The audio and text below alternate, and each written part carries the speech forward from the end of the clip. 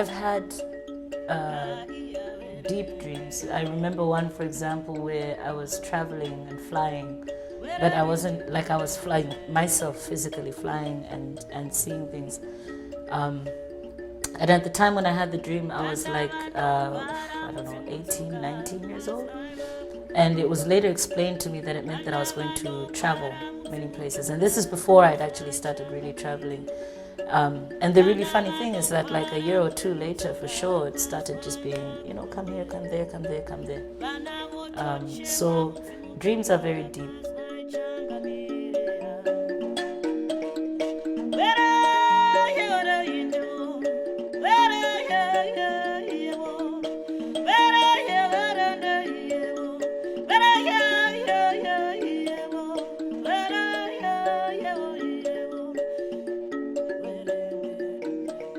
Hello, my name is Chiwoniso Maraire.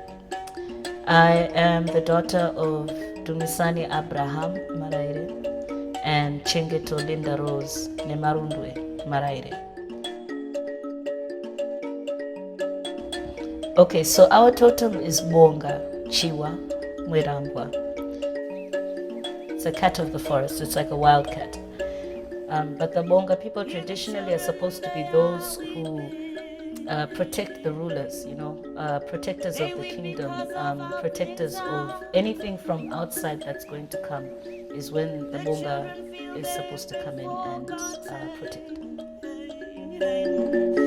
The children feel they have no voice. Said here the children, they are weeping. They weep because they have no voice. Said the children feel they've been forgotten. The children weep because of how things are. Like I remember, or I sometimes I'll hear like a voice, you know, I get that quite often as well. Like the song Mai, which is a song that a lot of people love, that I wrote about my mom. And my mom, you know, it's always difficult when you lose someone, especially when you're young, and let's say it's a parent, it's very difficult. And when my mom passed away, I was pregnant with my first daughter, and I just had her, and then my mom passed away a few months later. And I was walking down the street the one day, and the trees, the breeze was flowing, you know, and the trees were just going like this, shh, and I could hear the leaves just going shh. And then all of a sudden I heard a voice go, Chiwoniso, and I thought, you know, so I kept on walking and going. And then like a minute later or something, again I hear Chiwoniso, and then again third time Chiwoniso. So then, you know, I went home and I thought about it. And then she starts talking to me and she's saying, it's okay, I know that, you know, you're hurting, but I'm here, I'm with you, I'm not gone. You know, I've just gone to a different place, but I'm still with you. And that's how I wrote the song Mai.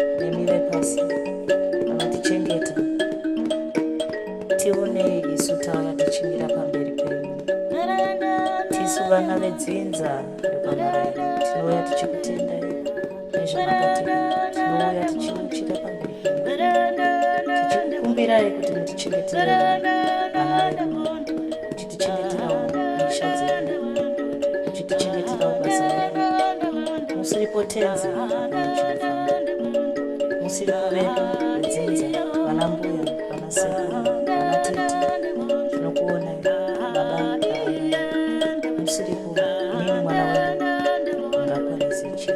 Tinokumbira kuti mutivhurirewo nzira kuti tifambe nawo masimba amakatipa, tichikutendai tiri pano.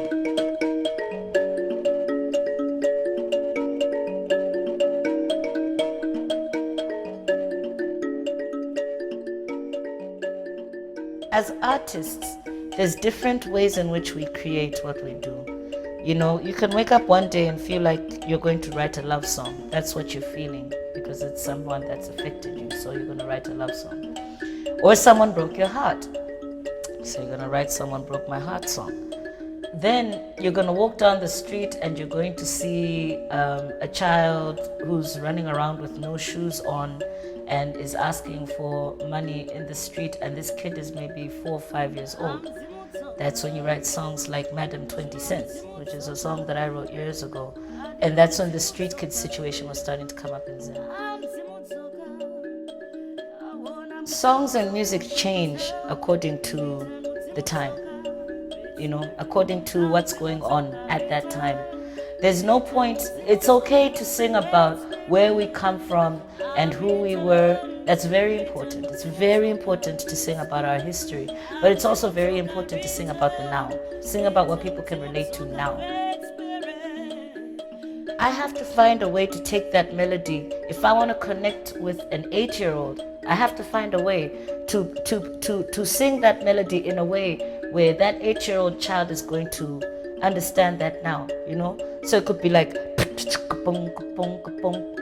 Vanavanogwara, Mudzimu, dzoka, you know what I mean? And you got the drums going, and you still have the beat going on. You haven't changed the melody. All you've done is you've changed the structure and maybe put a little hip-hop beat underneath it, so that when the youngster is hearing he's going to be dancing or she's going to be dancing, and they'll be like, oh, this is really cool. And then later on they'll ask, what's that song? And then they'll be like, it's Vanavanogwara. What's Vanavanogwara? Oh, it's an old traditional song from, 200 years ago.